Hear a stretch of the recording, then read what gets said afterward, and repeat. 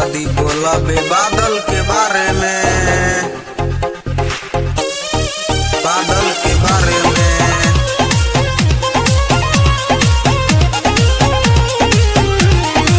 Mix by Golden Bottle.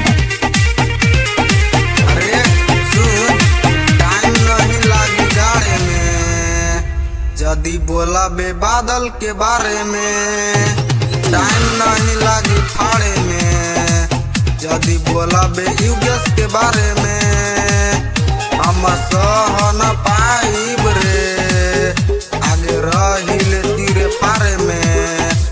Time नहीं लागी फाड़े में, जदी बोला बे उमेश के बारे में। टाइम नहीं लागी गाड़े में, जदी बोला बे मुकेश के बारे में।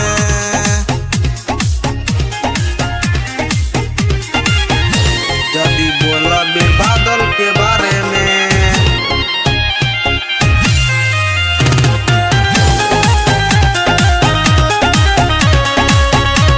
नमे बरांड बाटे ही कमसीन रे, तोरा जैसन ले कितना के किन रे, कितना के किन रे, कितना के किन रे।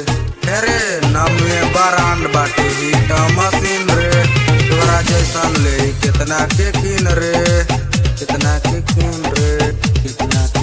गजबे के फाइन बाटे राज करिले यूपी बिहार में। टाइम नहीं लागी गाड़े में, जदी बोला बे बादल के बारे में।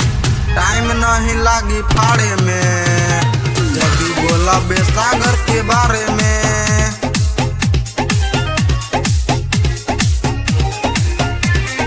जदी बोला बे सागर के बारे में।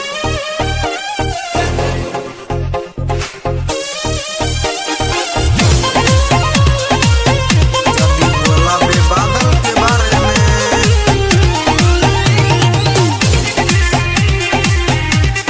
ज्यादा पर पढ़ाई बे तो देह बधास रे, बात बने के कोशिश नहीं कर दे बास रे, कर दे बास रे।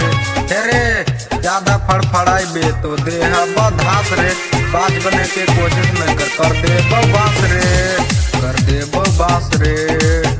सागर नबीन से मिल पहिले, तब करी हेते आगे बात रे। टाइम नहीं लागी गाड़े में, जदी बोला बे बादल के बारे